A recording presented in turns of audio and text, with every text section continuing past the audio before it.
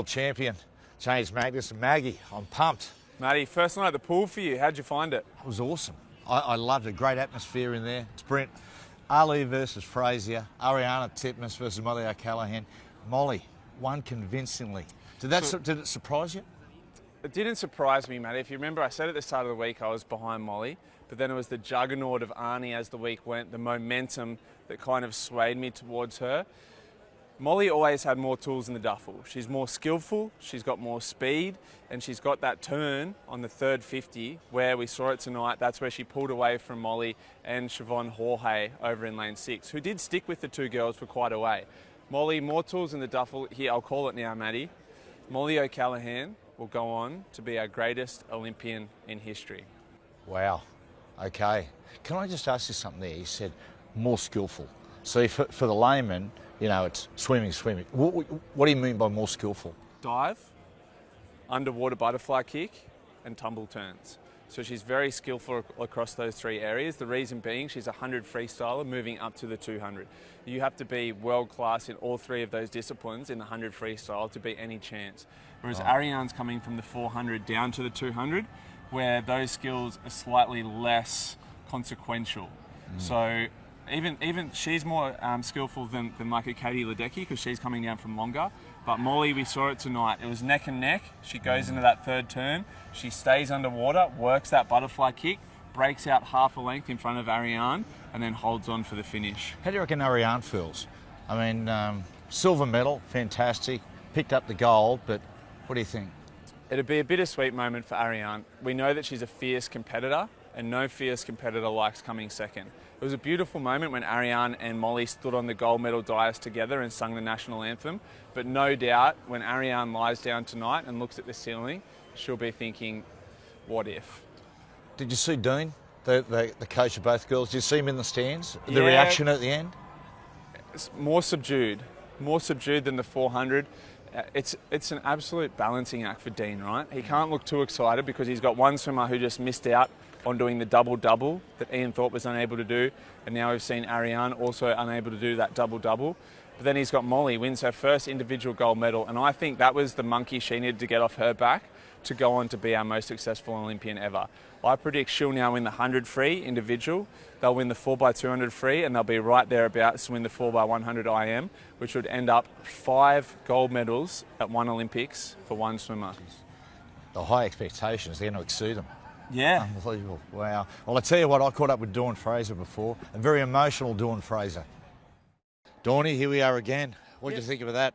Oh, mate, it was, I'm still goosebumpy. It was the greatest swimmer, Mollie, and what she's been through over the last couple of months, you know, it's a credit to her to be able to get out there and get a gold medal for Mum and Dad, you know. Yeah. I'm a little bit emotional about it because I know a full story about her, and it was just a wonderful swim.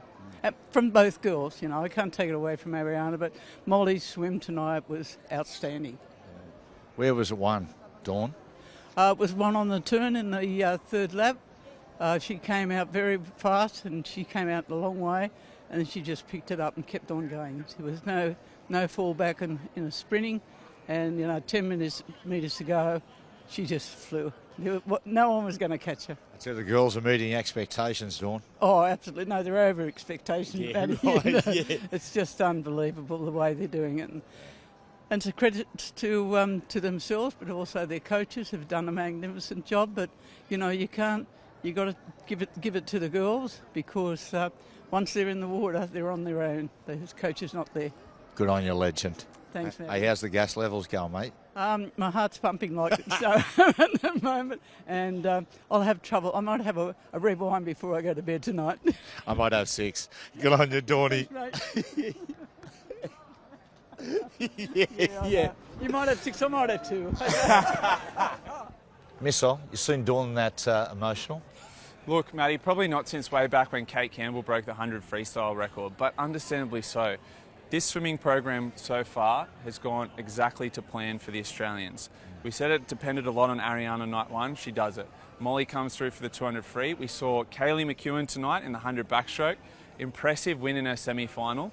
I'm backing her to take down the world record holder Regan Smith in the final tomorrow night.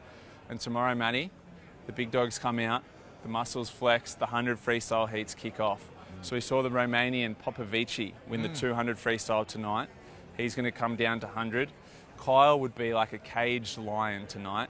He's sat there now, he's watched Ariarne win gold, he's watched Mollie win gold, he's watched the women's 4x100 win gold. Tomorrow's his time. He comes out. What type of guy is he? He's the type of guy that likes a rivalry.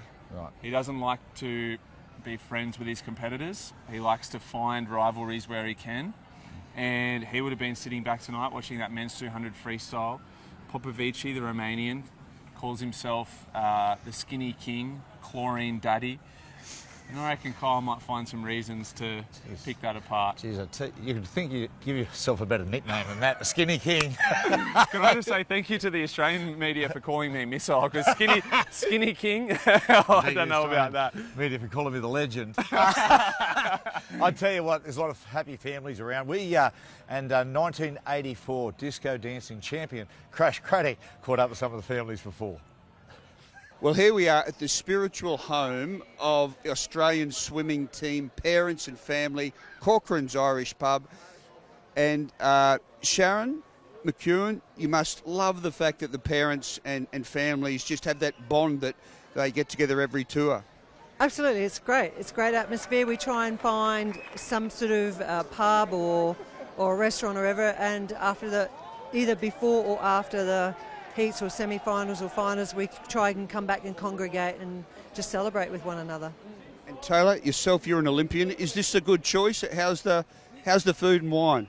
The Cosmopolitans in here are pretty good. I haven't experimented with too much else yet, but we've got 7 nights here, so I will get through that cocktail menu and I'll give you an answer in 7 days. Yeah. But it is, you must feel, it's a lovely collective feel, isn't it? Do you feel that warmth when you go in there? Tell me what it's like. Yeah, well, if you walk in there's Australian flags everywhere, and I feel like Australia and Ireland have a close connection anyway. We're always backing each other. So you go in there, the Irish are very accepting of us. We've made it at home. It's so nice that even if you don't have tickets to the swimming, you can come here. The swimming's going to be on TV. You can come and see the parents after and congratulate each other. It's just awesome. Has it always been this way? Who's the secret hero of all this? My mum has actually, to give her credit, she's done a lot of work with the parents, the pods, the Dolphins pods, to set up everything from ticketing to T-shirts to flags. She's done a lot, so it's nice now that we can sit here in her work and enjoy it all. And I hope everyone appreciates how much hard work she's done. Well done, Sharon. You must be very proud. Definitely. Well, Ken Temple, father of Matt, you're here just after another great night for Australia. How do you feel? Like, you can feel the atmosphere building, can't you? The atmosphere is massively building. The whole thing, it's mind-blowing, and we're loving it. It's grouse here, yeah, grouse. It must be interesting when all the families come together on tour. Who's the maddest one out of the whole lot? Well, if you ask the other parents, they'd say I am the maddest, but I don't think I am. Steve Titmus, he's out of control, Steve. Yeah, newsreaders are always mad, aren't they? Newsreaders, yes, and in the public life, they're the mad ones. Yeah. But I guess there must be a lot of empathy amongst the parents. Like, do you see tears both ways? Tears? Yeah, like from high moments, low moments? Exactly right. Well, look, parents, that we all think our child is going to do well, and we want them to go well, and then they don't go well, and you think, oh, what do you say? You don't know what to say. So there's tears of disappointment, and obviously tonight, the Titmuses, the O'Callaghan's, there's tears of enjoyment. It's both ways. It's cutthroat. The crowd in there was making a lot of noise for the 2 Australian girls tonight. What did you make of those swims? Oh, look, it was fantastic. And, the thing about swimming in Australia at the moment is that we've got the best swimmers in the world at a time when women's swimming is at its best of all time. And that makes it extremely competitive. And the great thing is that all of the girls are now driving each other to be better and faster. So every time they go out and swim, you've got to swim a perfect event. And so, look, I think that makes it exciting and it's fantastic. And to have that noise that we've had in there this week, 20,000 people with the noise they're making, it's just, the atmosphere's electric, it's fantastic, and it's such a thrill. Arnie made her way over to you. It took a while to get Yeah, to there's you. a lot of people there. But a lovely moment again on the pullback for you guys. What did she have to say? What did you say to her? There were no words, there were hugs, and I told her I was so proud of her. You know, that's what you say as a parent.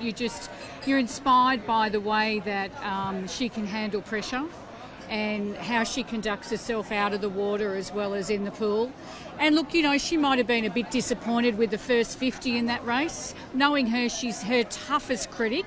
She will go back and look at it. But it's hard to perform to perfection every single time you get in the water. And, you know, Mollie was able to put her race together and you know, congratulations to her.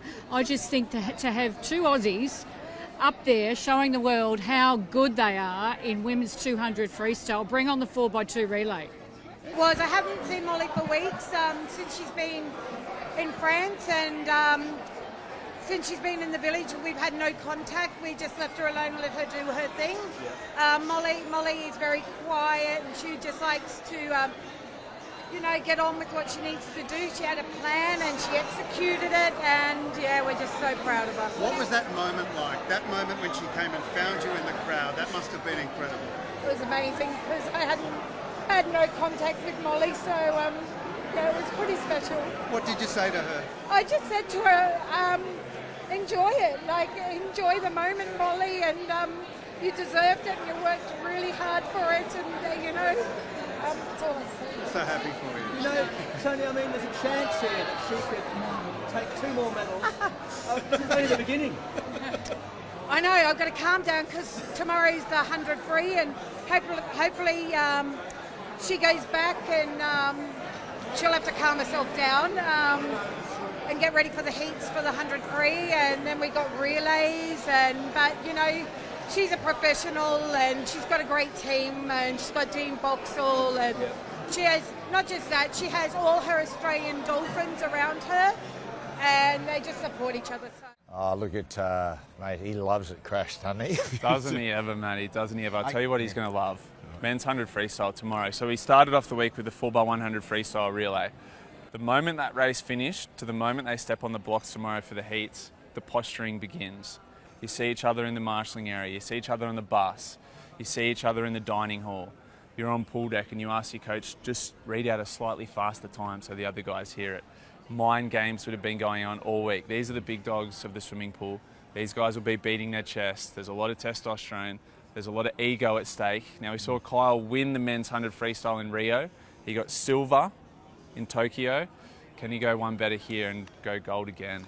Now, some massive efforts away from the pool as well. The Australian women's sevens team went to the stadium today and saw that they played Ireland twice. They played Ireland in the pool game. The first one, Missile, I tell you, the Irish were very good in difficult conditions. They won that one 19-14. I tell you, they did a good job. When you see sevens, right, and playing on its rugby league sevens, but you know, it's the same principles. Yeah. It's deceptive. You see all the space out wide and the temptations to play around. The Aussies played beautiful. Late changes, short passing. They beat them in the pool, and they just beat them just before in the quarterfinals, 40-7.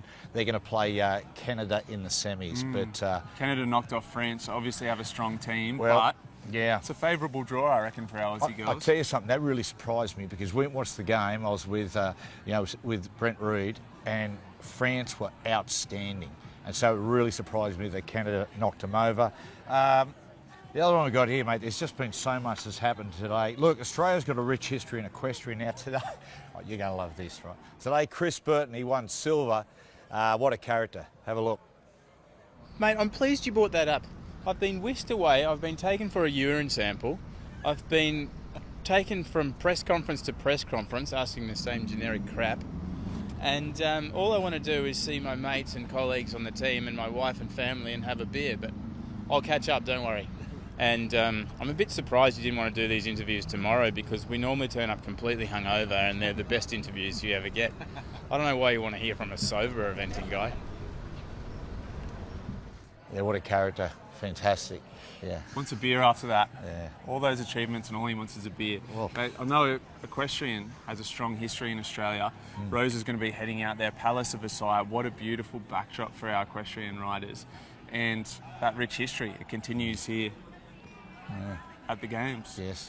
Missile, tough start for the Opals. They played Nigeria today. Mate, they had a limited preparation. Geez, they were scratchy. A lot of turnovers, had a slow start. They couldn't pick them up. I'll say this, lost the game, but Mate, I tell you, Lauren Jackson. I grew up watching her. She's still going. Do you know, like, this was fifth Olympics. Now, Yeah. she missed 2 in the middle for a little while there because of injuries. This could be her 7th game. Now, the thing that amazed me, Miss Ol, is that 18 months ago I interviewed her at her home in Albury. Yeah. And mate, honestly, she was struggling to walk. She could barely get down the stairs. She was in a situation where the body was broken, mentally she was struggling. And then just bit by bit, apparently, I speak to her dad, Gary, a little bit, who's a legend of a guy. And he said a trainer come towards her and said, listen, just trust me here.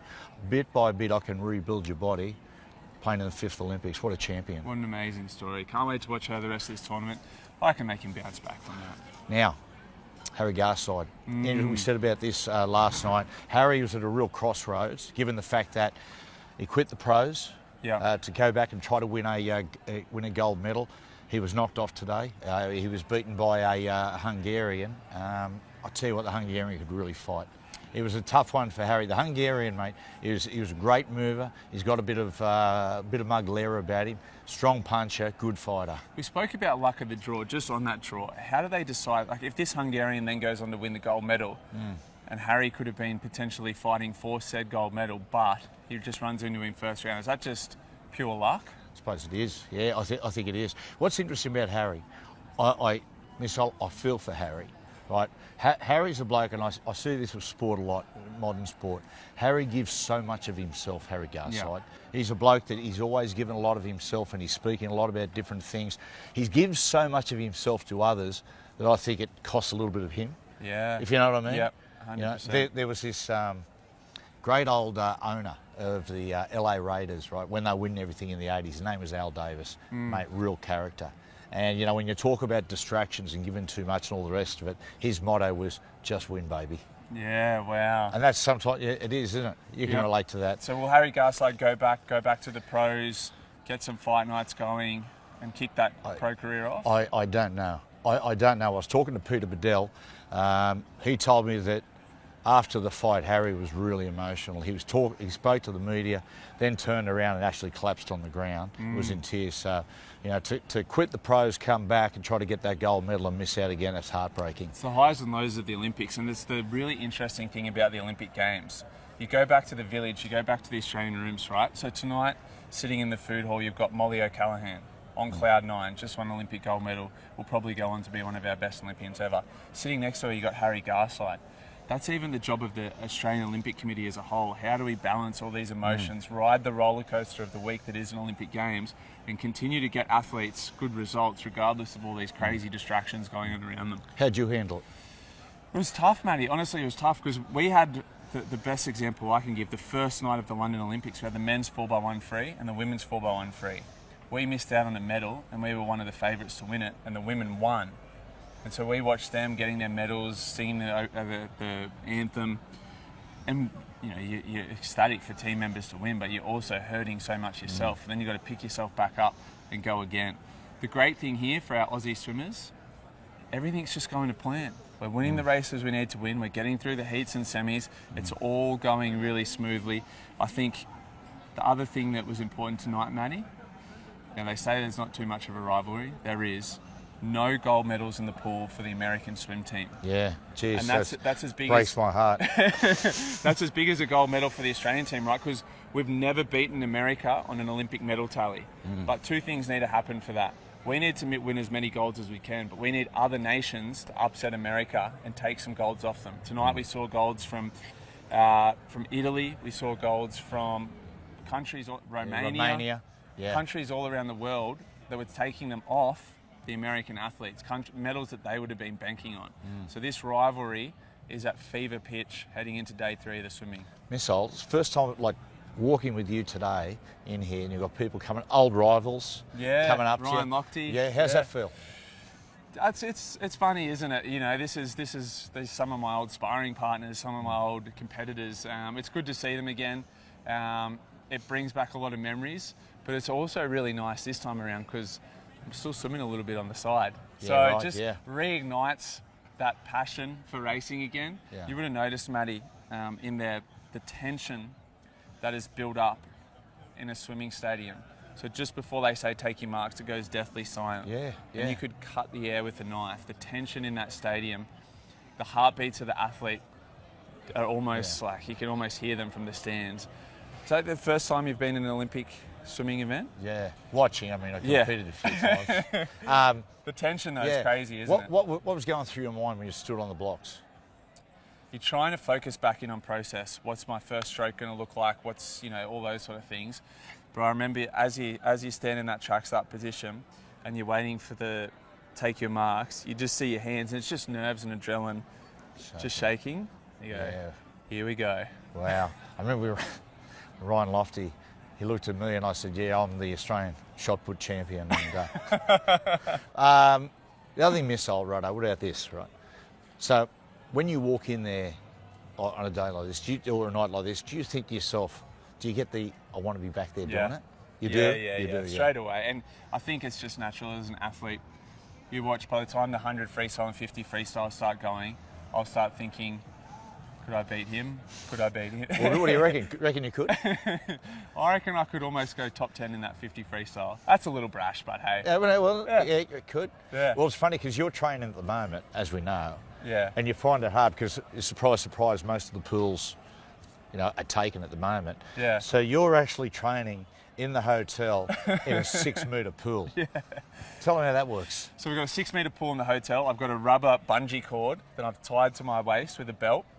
And then I've asked my girlfriend, Rose, to hold the bungee cord for me. By the way, she's a character. Very good, She is. So I was doing some sprints the other day, just slowly getting faster and faster. And I said, Rose, I'm going to send it on this one, full speed. Just get ready for it. Sort of sit back into it and hold onto the bungee cord. She goes, yeah, no dramas, fully clothed.